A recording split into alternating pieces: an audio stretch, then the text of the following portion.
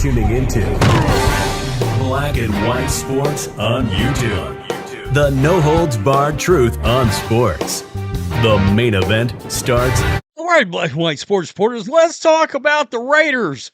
Got a couple of things. One of the things is the same thing that was in the Browns video.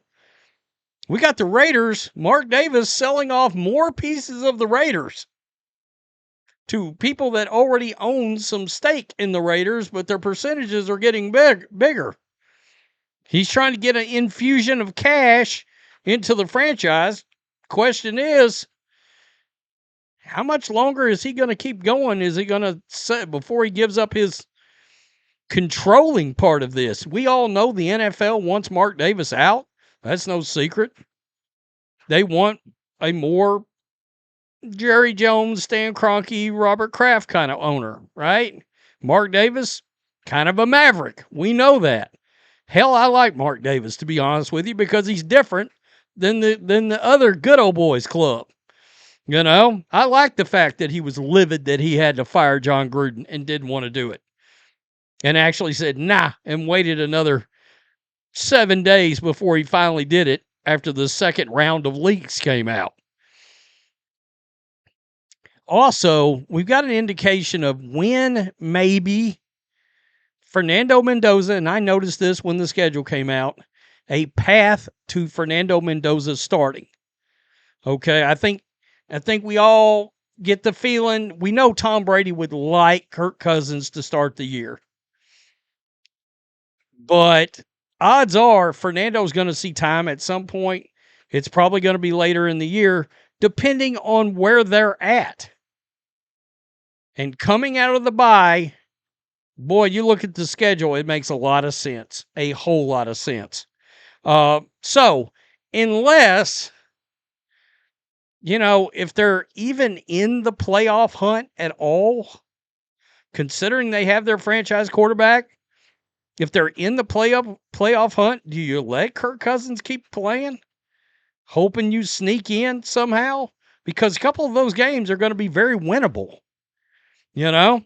So here we go. Let's take a look at this. NFL owners will vote on limited partners Egon Durbin and Michael Medman buying further into the Raiders, per Albert Breer, per sources.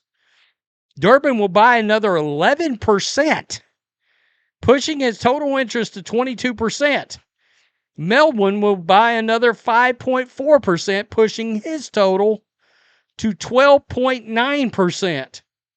Also, Dell founder Michael Dell, Blackstone founder Joseph Barata, WME CEO Ari Emanuel, and TKO president, oh God, Mark Shapiro, are buying small chunks of the franchise. They've already got the WWE. They got UFC. And I can tell you, just being a WWE fan, I don't know that the returns are positive. That's interesting. I wondered how long it would be before they would move in on some NFL situation. We're there. We're officially there. So here we go. Fernando Mendoza, when is he going to start? Raider Nation radio host Q Myers talked about Mendoza's timeline to becoming the starter last week, and he thinks the schedule offers a perfect opportunity for the Raiders to slide Mendoza into the starting lineup in December after the bye. By the way, their OTAs did start yesterday. The media was not allowed to go in, so I've got no videos. I've got no videos, got no pictures to show. I wanted to show some videos of Fernando and Kirk, frankly, throwing the ball around, tossing it around. Nothing. Nothing. Quote, I see that is a runway right there. Obviously, it's going to be based on the performance of what happens throughout the course of the year. I know Raider Nation is probably going to want to see Fernando way before week 14. But I see it as a perfect segue from Kirk Cousins to Fernando Mendoza, Myers said on the Locked on Raiders Squad podcast. Especially coming out of the bye, you have 3 home games. The first 3 home games out of the bye are all at home. And then, by the way, the 4th game is Arizona. So not very far either. I don't like the bye week late. But in this scenario, because I've been so focused on when it was going to be to see if there was a perfect time for Fernando to slide in, I think that could be the ideal time. You allow the offense to, the offensive line to gel. You're already through 12 games in 13 weeks. And for what it's worth, if Mendoza starts the first game after the bye, his 3 opponents would be the Chargers, Broncos, Titans, and then Cardinals. Honestly, they've got a chance to be competitive against the Chargers and then win against the Titans or the Cardinals or both. And then you got the season finale against the Chiefs.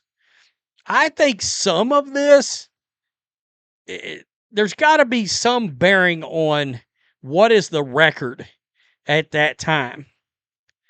Okay?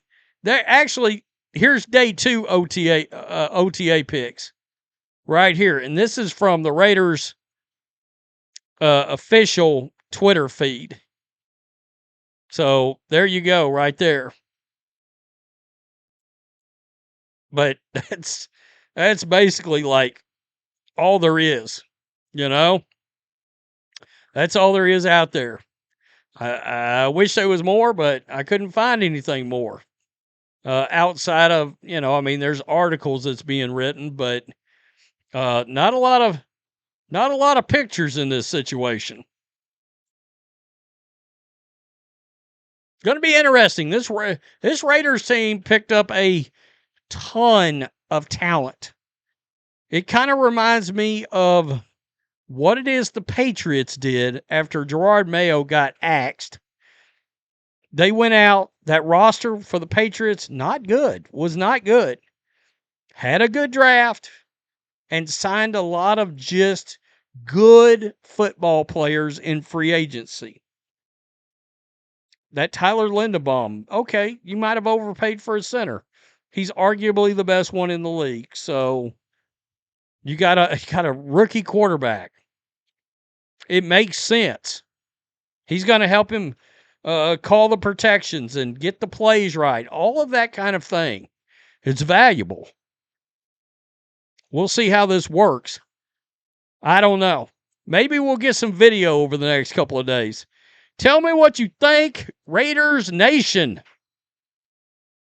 Do you want to see Fernando start the season?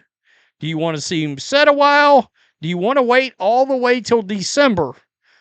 I mean, after the bye makes some sense based on what Tom wants.